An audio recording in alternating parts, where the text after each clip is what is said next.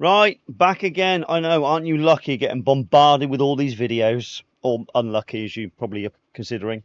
Um, so I've been getting grief from Tom in the group that I should do actually some more advertising of all the stuff the group makes. You know, because it benefits the hobby, because we provide things that nobody else does. It generates income from the group and, of course, myself, so I can buy more random militaria to surround myself with, and then people come and look at and go, "Ooh, pretty." Um, so I've gathered a few of the things we make, and it's dumped next to me.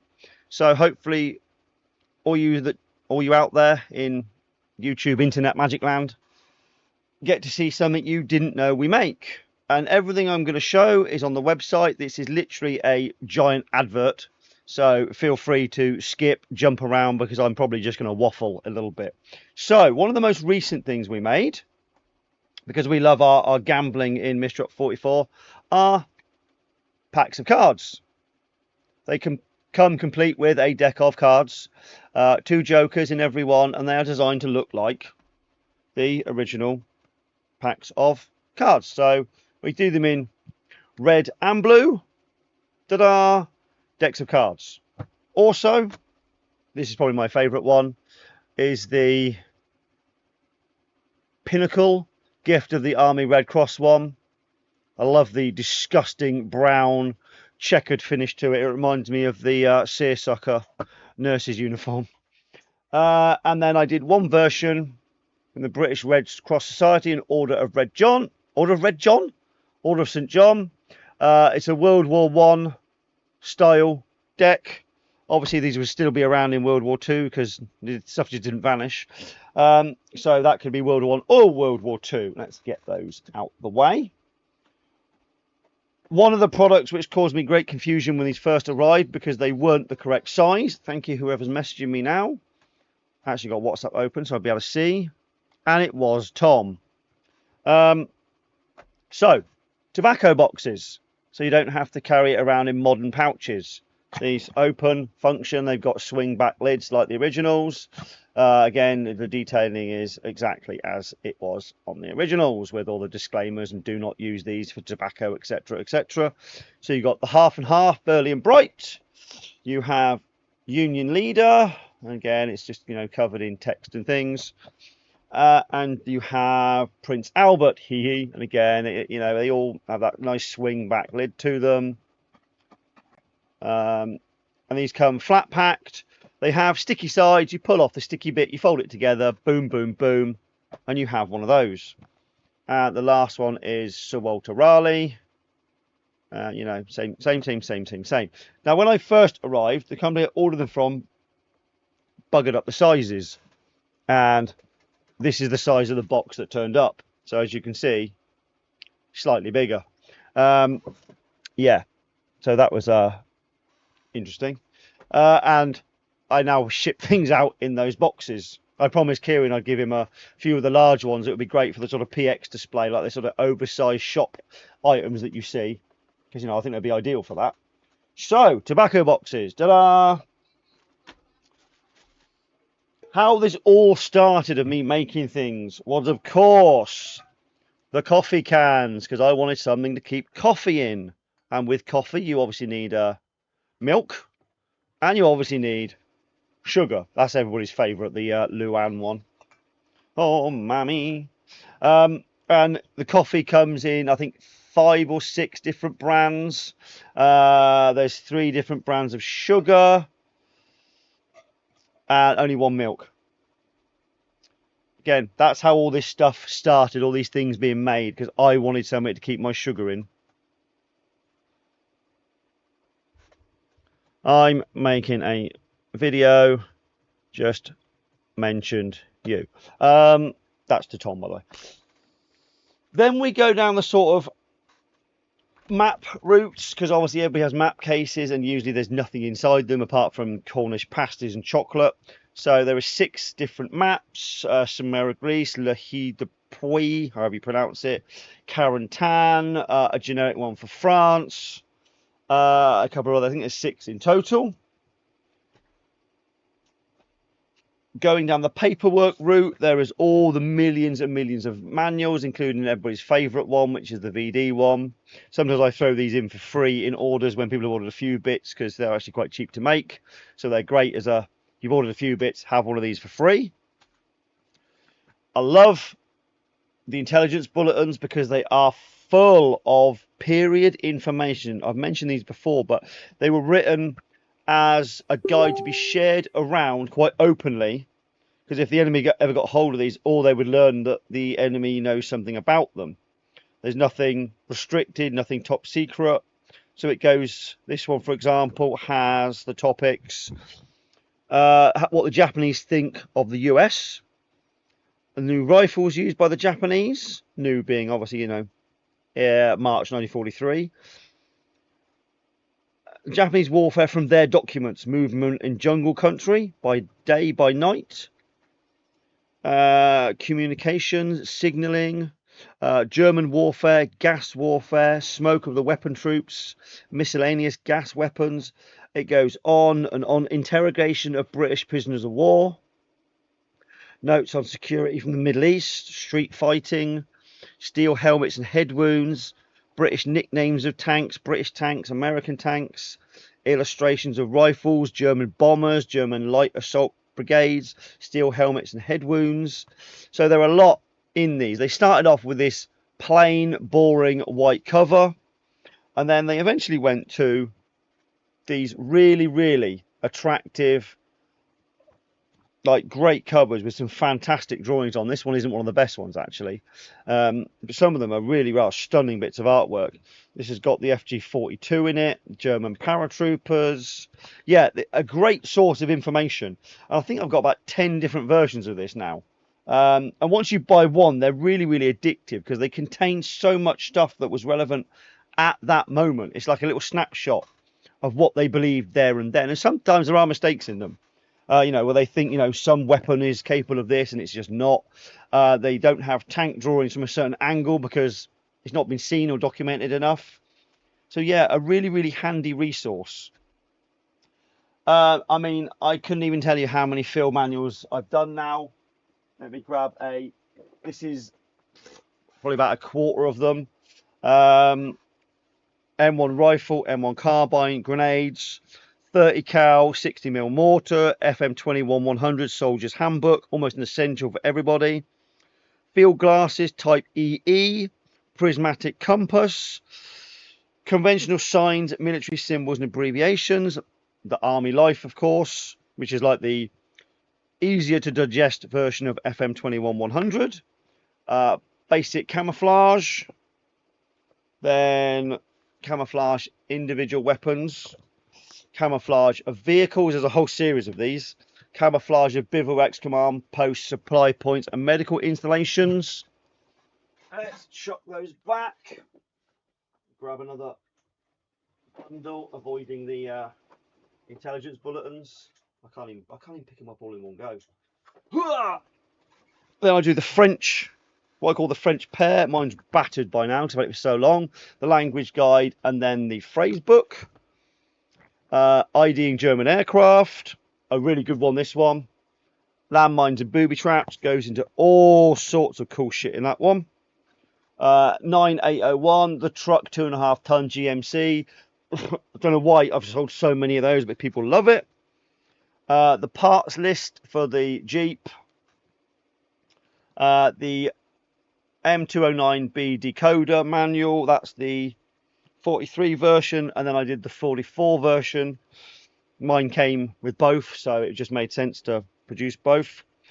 SCR 300 or BC 1000, whatever you want to call it. The telephone manual, you know, those leather cased wind up battery things. SCR 536, the handy talkie. Jeez. Yeah, as you can see, I've done a lot of manuals, and again, that's still not all of them. It goes on. What else have I got on the shelf? The radio operator's manual. The homing beacon. So, you know, the, oh God, the Eureka thing. Aircraft mechanics tools. Weirdly, people like that. The giant maintenance manual for the Willis truck. Willis truck as in, is it actually a truck or is it actually a Jeep? Oh yeah, that sort of truck, yeah, truck. That's a Jeep. But you know, the army like to rename things and give them stupid names, so I guess it's a truck from now on. Right, I'm not going to do any more of those because we could be here for bloody days. So, leading on from them, I did do a whole load of these years ago. They're like the, what do they call them? The Lone Century. Is it Lone Century? GI Stories. Sorry, I don't know where I got Lone Century from. GI Stories, and they did one of these as a souvenir for many of the different infantry divisions, all the other units like Wax, Quartermaster, sort of the more broader units. So they post-war, almost like a souvenir. The only one I have at the moment is the 101st one. I need to reprint the 29th, the 1st, the 4th, and whatever other ones I did years ago. I can't even remember. A recent publication was the 101st Patch Guide, because all the other ones go out of print. I can't even flick through it like that. It covers some of the cap patches at the end. Patches, you know, and then the history of the 101st, which nobody else really seemed to cover. But, you know, so it sort of starts with that sort of stuff. So a handy tool for those wanting to know what the 101st patches are, where they come from, and all the different types, so you get the right one on your 42s, A-class, etc. Then, of course, we have the Bible. Anybody doing a 101st impression in Normandy should probably get hold of a copy of that. It contains everything you can possibly imagine. If you don't want to cash out the 45 quid for the big colour version, there is a economy version where it's in black and white, so you save yourself 20 quid. So 25 quid. And it does contain everything. A lot of the guys in the group call it the Bible. That's not me giving it a ridiculous name. Then on from there, as we've gone down the book route, there is the Hoofing Great Big GI Collector's Guide, which contains, Jesus, I mean, it's everything. So that's a bit of information on M1 ammo pouches. So yeah, those things. It goes into, you know, cap cords for the M1910 campaign hat, field jackets, insignia, you know, collar discs. It goes into a lot of detail on a lot of different items. Again, like the Peterson device for the 1903 Springfield, grease guns, Thompsons, signal guns, flashlights. And again, you know, even a flashlight gets a couple of good pages and a lot of information. It's not just a few pictures on things. There's actual words and information you can digest. Who'd have thunked it? And again, going into rations, there's absolutely loads and loads of text to go through, and loads of pretty pictures as well, because, you know, we all love the pictures. So as a brief overview, it contains, where's the index? So all the webbing items from World War I to World War II, Army, only Army. Uniforms, again, starting in 1904, overcoats are just pre-war, World War I, leading up to the end of World War II. Going into insignia and awards, starting off with all the many types of brassards, collar devices, awards, airborne patches and the ovals, the medical patches, the medical badges, unit insignia, Army Corps patches, infantry division patches, other patches, service command patches, cavalry patches. Then going into the weapons, starting, goodness, though I know the weapons one starts really, really early. 331, where are we? So to explain where we get to the Springfield, we started in, goodness, 1795 with the Brown Bess, because you can't really talk about the Springfield without explaining where it comes from and how you get to that point. So it does cover a lot, and again, all the other weapons in World War I, World War II, bazookas, mortars, carbines, rifles, going into the equipment, torches, knives, bayonets, compasses, converter sets, flags, gas masks, tags, marking kit, you know, all this sort of stuff.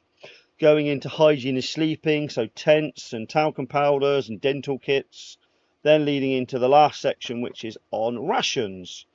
There will be a follow-up book to this one day, because I've got so much more stuff I want to get into one of these. So again, not just pretty pictures, but information too, so you know why these things existed, how they came about, not just, you know, here's a picture of this bag, this is what the bag's called. We need actual information. And there is, I've done quite a few books, so we'll just cover those two for now. One of the most useful things, that's a pair of socks, would you believe it? I found a supplier for decent socks. Yeah, I know, they're just socks. Ask anybody who owns a pair of my socks or Mr. 44 socks and they will rant and rave about how amazing they are. Yes, they truly are. They are good, high quality army socks, and they are ideal for this hobby. They make Corcoran jump boots a dream to wear. Even the soft ones, they add a considerable amount of comfort and pleasure to wearing them. Don't believe me? So ask somebody who owns and wears these socks. There are guys who do Air Force impressions, armoured impressions, infantry impressions, parachute impressions that own these socks. I'm sure you know somebody who owns a set. Or ask some of the guys in Mr. 44. I know they got a bit biased because, you know, they're with me, but they will tell you they are damn good socks. So along as the other like coffee things and things, we've decided, you know, we need to actually have usable toothpaste, usable shaving cream, usable bottles of aftershave and that sort of thing. So we produced all the labels for those. So this is the label for the toothpaste. They are sized specifically for oh, what's it called? Begins with M. I can't remember. Marvis toothpaste tubes, because they are a really good brand. 85 mils. All our labels are sized to fit those. This one I've used a few times, hence why it's dented and a bit squashed, because obviously with there being a vinyl label, you can squeeze and push them and it stays on the thing. You can roll it up from the bottom as well, and it works as if it was designed for it. There are 5 or 6, possibly 7 different brands. There's Colinos, there's Starkiss, there's Craig Martin, and others that Phillips, and others that I can't remember. Then moving on to shaving cream. These are oversized. 2 reasons. The only ones we could find with a decent plastic cap were Prararosso,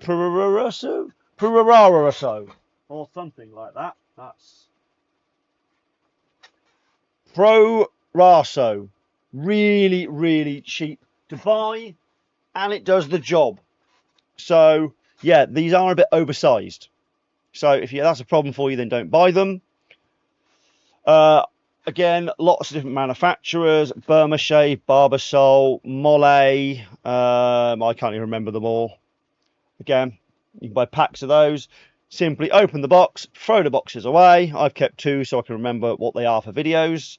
There are different, I call them flavours, scented ones, different coloured caps. So if you want Burma Shave, I recommend you get the blue one. If you get Mole, there's a brown one, or like a burgundy sort of red, and pair them up together. I am in the process of doing the cardboard tubes for talcum powders and tooth powders. These will probably be supplied empty, because I don't want to go down the route of getting involved with, you know, foodie sort of products and things like that. Talcum powder, I might fill them up. They're not imminent, but it's happening at the moment, so probably a couple of months they might be available to purchase. So that'd be another 4 of each type, so 4 talcs, 4 tooth powders maybe, I don't know. I've started doing the graphics for them. For those who do actually watch this rubbish, you will have seen me mention them and draw them out in Coral Draw, a video a few days ago. Stupid hiccups. So that's what's coming next, and obviously I make 50 billion patches, and the amount of those is growing. Every other day a new patch is sort of drawn out. I won't go through every patch individually because we'd be here for days, but this is infantry, 1st, 2nd, 3rd, 6th to 8th, 10th to 13, and it just goes on and on and on and on. These are all the infantry divisions, and it goes all the way up to 101. And obviously there's quite a few versions of them there. There's some more here, and they didn't all fit, so I had to staple some to it. And then in the second folder, you have the last of the infantry, 103 up to 157. Then you start getting some of the more odd units like Alamo Scouts, 6,860th HQ, 474th Regimental Combat Team. I could change that to the 74th Combat Team by changing the colours alone. I just haven't printed it off. Oh yes, all the pretty First Army on Wool, First Army World War One, First Army, Second Army World War Two, Third Army, the giant one for the sports kit, Third Army again, fourth, fifth, and on and on and on it goes. The Second Infantry Division had loads and loads of variations World War One, as you can see, and then the 35th also had loads of variations for themselves. Then you get some of the tank destroyers. Everybody loves those. There's slight variations in them. Photographers and oddments like Nuremberg, Merrill's Marauders, Rangers patches, and then you start going into boring ranks, all the crazy ranks that are branch specific, you know, engineers, ordnance, signals, stable masters, commissars, commissary, that's the word, armored down the bottom.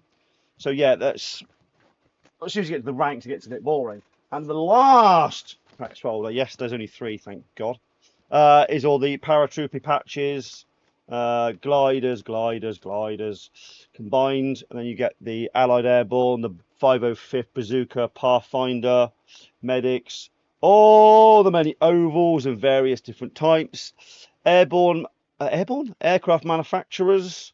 So the guys in the MTUs had guys that would come from the factories to teach the guys the latest information about engines and maintenance, and they'd be wearing, you know, the different ones from that. Air Force ones, the Bombardier Training School, the early USAAF ones, British made trade patches, US made trade patches, the wings for liaison, glider, supplies, observers, armoured on wool, armoured fully embroidered, and going into some of the oddments of the British ones, so NAFI, National Fire Service, American Red Cross. Then we go into pocket patches, so a lot of airborne stuff. Some of these are slightly scaled down because the ones are too goddamn big to put in here. USAAF Mexican volunteer pilots, and I think, oh no, there's some odd shit at the back. Oh, Marine Corps. And then really odd stuff that I've done for other people, and a couple of other little British bits. There's lots missing from these. There's a giant pile of patches in the corner by my printer of other things that need to go in those folders, but again, it's finding time to actually sort everything out. What's next in the long term? Yes, who knows? Usually this resolves around we need something, so we make something and then share it for the world. If you think, oh no, I'm jumping too far ahead, I'll come back to that. Money, we like money, so obviously we did the American book of these currency books where you can chop out in all the invasion currency, the French invasion currency. We then did a British World War II currency, not only for the British troops, so they can carry around real currency from World War II, well, real looking currency from World War II, the Americans obviously stationed in England as well. So a group can buy a book of that, chop it up, and each have a few banknotes themselves. There is an absolute shitload of notes in these. I can't even fan them all out in one hand. It's just not going to be even possible. You know, there's thick wadges of them here that I can't fan out. So you get a mountain of notes in each book. So one book, if you're going to divide it up to a US group, for example, one book would do 20 guys, no problem at all. You'd have a good few notes each. If you're going to gamble with the US one, then I'd probably get one between 2, because you do go through them quite quick, especially if you start losing to me. So the British currency, and then we did German currency. So something for the German reenactors, and obviously souvenirs. So, oh God, 1,000 right mark notes, 100 right mark notes, 50s, and again 50, 50, 50, 50, 50. There's so many variations of each one. 20s, 20s, same ones, it's nice. 20 again, 20 again, same 20, different 20, 10, different 10, different 10, 5, different 5, different 5, 2, 2, different 2, 1, different 1, 1, and then you go 50 rights fillings. So there is a shit load of banknotes in each one of these. So yeah, one book again would do a good few people, or if you are going to start gambling with them, then buy a few more because you will rattle through them. Or you end up with a whole shitload of banknotes like me, and you can pay everybody, do pay parade. Oh, is that everything I've pulled out to mention? I think so. So if you group, Jesus, why do I make videos? Why do I even try and speak? If your group says, hold on a minute, why haven't you made this, Dan? That's easy. That's just like the thing you made before. Yeah.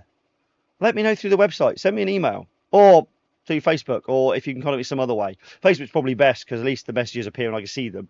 I'm just shit at replying. Send them to me. If you send them to the Misjob account, it might get a bit lost. Or then someone saying that Tom and Andy are picking up messages, so it will be dealt with eventually.